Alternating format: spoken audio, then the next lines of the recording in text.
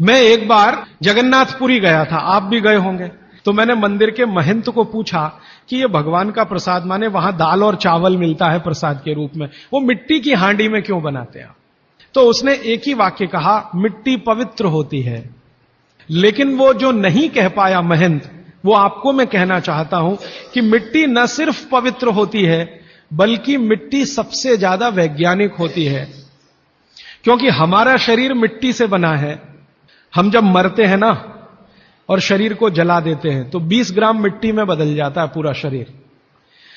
और इस राख का मैंने विश्लेषण करवाया एक लेबोरेटरी में, तो उसमें कैल्शियम निकलता है, फास्फोरस निकलता है, आयरन निकलता है, जिंक निकलता है, सल्फर निकलता है, 18 माइक्रो न्यूट्रिएंट्स निकलते हैं मरे हुए आदमी की राख में। ये सब वही माइक्रो न्यूट्रिएंट्स हैं जो मिट्टी में है।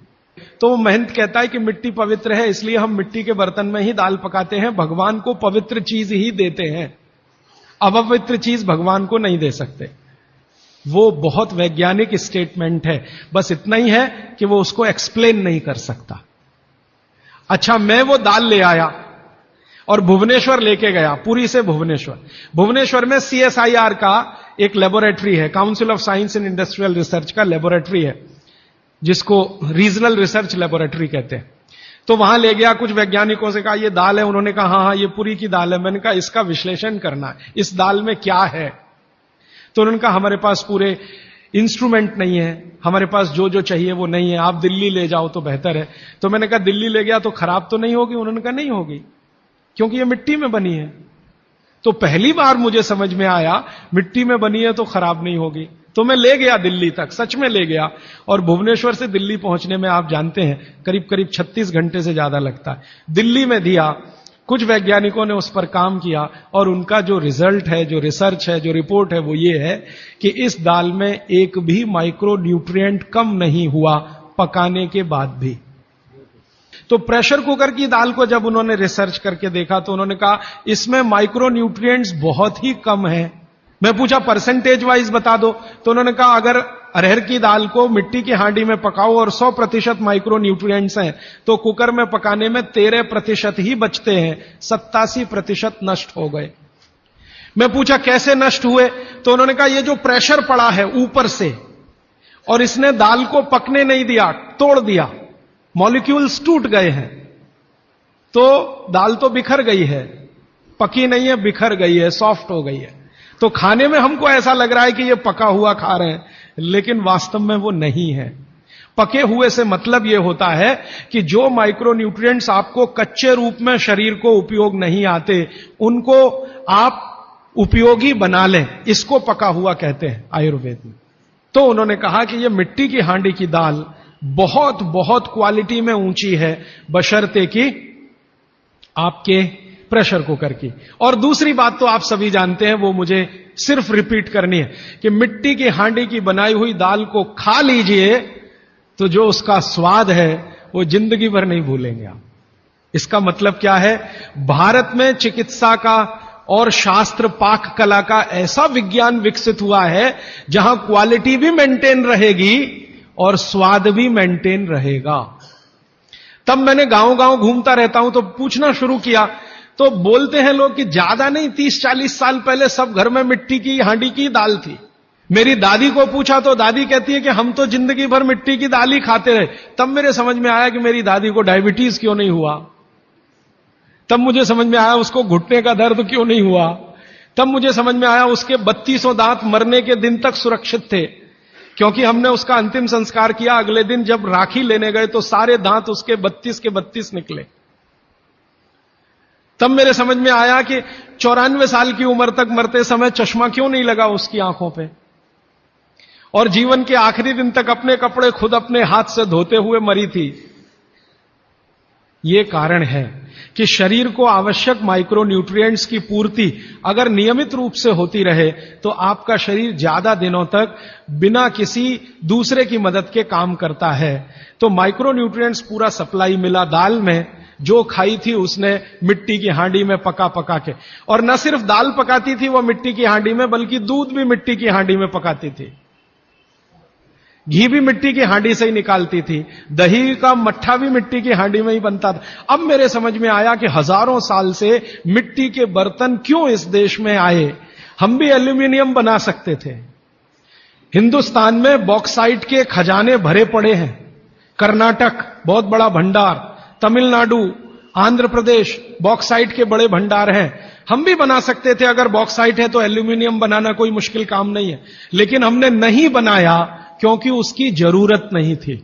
इसलिए कुम्हारों की एक पूरी की पूरी जमात इस देश में खड़ी की गई कि तुमको भैया मिट्टी के ही बर्तन बनाने हैं। माने तुमसे बड़ा वैज्ञानिक कौन। अब ये कुम्हार जो इतने बड़े वैज्ञानिक हैं इस देश के, जो मिट्टी के बर्तन बनाकर हजारों साल से दे रहे हैं हमारे स्वास्थ्य की रक्षा करने के लिए, हमने उनको नीची जाति बना दिया। हम कैसे मूर्ख लोग, ये ऊंचा नीचा हमने डाल दिया इस देश में, इसी ने देश का सत्यानाश कर दिया। अगर प्रेशर कुकर की कंपनी जो बना रही है प्रेशर कुकर वो ऊंचा आदमी है, तो ये कुम्हार नीचा कैसे हो गया। जो सबसे बड़ा वैज्ञानिक काम कर रहा है, मिट्टी के बर्तन बना बनाकर आपके माइक्रो न्यूट्रिएंट्स को, आपके सूक्ष्म पोषक तत्वों को कम नहीं होने देने के लिए मिट्टी का सिलेक्शन करता है वो। आपको मालूम है हर एक मिट्टी से बर्तन नहीं बनते। एक खास तरह की मिट्टी है वही बर्तन बनाने में काम आती है, और एक खास तरह की मिट्टी है जो हांडी बनाती है, दूसरे खास तरह की मिट्टी में कुल्हड़ बनता है, तीसरे खास तरह की मिट्टी में कुछ और बनता है। ये मिट्टी को पहचानना कि इसमें कैल्शियम ज्यादा, इसमें मैग्नीशियम ज्यादा, इसलिए हांडी इससे बनाओ, और इसमें कैल्शियम मैग्नीशियम कम है इसलिए इसका कुल्हड़ बनाओ, ये तो बहुत बहुत बारीक और विज्ञान का काम है। ये सब कुम्हार कर रहे हैं, हजारों साल से कर रहे हैं, बिना किसी यूनिवर्सिटी में पढ़े हुए कर रहे हैं। तो हमें तो वंदन करना चाहिए, उनके सामने नतमस्तक होना चाहिए। कितने महान लोग हैं। दुर्भाग्य से सरकार की कैटेगरी में वो बैकवर्ड क्लास में आते हैं। और सबसे मजे की बात कि ये हांडी जब खत्म होगी, माने इसकी लाइफ पूरी हो जाएगी, तो ये हांडी फिर मिट्टी में मिल जाएगी और फिर वही मिट्टी से हांडी बन जाएगी। दुनिया में ऐसी कोई वस्तु नहीं है। प्रेशर कुकर के बारे में तो नहीं कह सकते आप, बायोडिग्रेडेबल है। तो आप भी कर लीजिए ये काम, प्रेशर कुकर निकालिए, मिट्टी की हांडी ले आइए। तो आप कहेंगे जी दाल देर में पकेगी, सिद्धांत ही वही है दाल का, तो जो देर में खेत में पकी है वो देर में घर में भी पकेगी। आप कहें जी मिट्टी की हांडी के बाद अगर कोई चीज है, तो हमारे यहां एक मेटल बनता है जिसको आप लोग कहते हैं एलॉय है, कांसा। तीसरा सबसे अच्छा माना जाता है पीतल। अब ये कांसे और पीतल में भी हमने काम कर लिया कि अरहर की दाल को कांसे के बर्तन में पकाएं तो उसके सिर्फ 3% माइक्रो न्यूट्रिएंट कम होते हैं, 97% मेंटेन रहते हैं।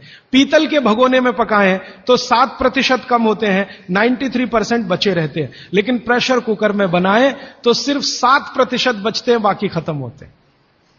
अब आप तय कर लीजिए, आपको लाइफ में क्वालिटी चाहिए तो आपको मिट्टी की हांडी की तरफ ही जाना पड़ेगा, माने भारत की तरफ वापस लौटना पड़ेगा, इंडिया से। अभी हम हैं इंडिया में, जो बनाया अंग्रेजों ने या बना दिया अमरीकियों ने, इस इंडिया से निकल के भारत की यात्रा करनी पड़ेगी। और मैंने पिछले 1-2 वर्षों में ये बातें गांव गांव में कहना शुरू किया है, तो इसका परिणाम पता है क्या, कि कुम्हारों की इज्जत बढ़ गई है गांव में। और मैं मानता हूं कि मेरे व्याख्यान की अगर कोई सार्थकता है तो वो ये कि कुम्हारों की इज्जत इतनी बढ़ जाए कि वो पंडितों के बराबर आ जाएं, क्योंकि वो किसी से नीचे नहीं है, क्योंकि वो किसी से छोटे नहीं है। और मजे की बात कि वो हांडी बना के आपको 20-25 रुपए में ही दे रहे हैं, प्रेशर कुकर तो 250-300 रुपए का है। मैं होम्योपैथी की भी चिकित्सा करता हूं, तो बहुत सारे पेशेंट मुझे फोन करते हैं, राजीव भाई ये। तो मैंने कुछ पेशेंट को खास कर कहा कि देखो भैया, आपको मैं कोई दवा नहीं दूंगा। तो कहने लगे फिर बीमारी कैसे ठीक होगी। मैंने कहा एक ही काम करो, मिट्टी की दाल खाना शुरू करो, मिट्टी की हांडी में रखी हुई दाल खाना शुरू करो। चावल खाना है तो मिट्टी की हांडी का। कहने लगे राजीव भाई कौन करेगा ये सब। मैंने कहा आपकी बीवी करेगी या आप करोगे। अगर जिंदगी चाहिए तो झक मार के आप करोगे, नहीं तो अमेरिका जाओ, कनाडा जाओ, जर्मनी जाओ, लाखों रुपए खर्च करो, फिर भी झक मार के वापस आओ। तो मेरे पास कुछ डायबिटीज के क्रोनिक पेशेंट हैं, बहुत क्रोनिक, जिनका शुगर यूनिट 480 के ऊपर है। ऐसे 100 से ज्यादा पेशेंट, वो 8 से 9 महीना हो गया नियमित रूप से मिट्टी की दाल और मिट्टी का चावल, माने हांडी की दाल और हांडी का चावल, हांडी की खिचड़ी नियमित रूप से खा रहे हैं। और अब तो उन्होंने मिट्टी का तवा भी ले आया अपने घर में रोटी बनाने के लिए। बाजरे की रोटी बहुत अच्छी बनती है इस मिट्टी के तवे पे, तो रोटी भी उसी की खा रहे हैं। 8 महीने के बाद सबका शुगर टेस्ट किया है तो 480 यूनिट वाला अभी 180 यूनिट पे है, बिना किसी मेडिसिन के, बिना किसी इंजेक्शन के, बिना किसी टॉनिक के। और होम्योपैथी की कोई दवा नहीं दी मैंने उनको।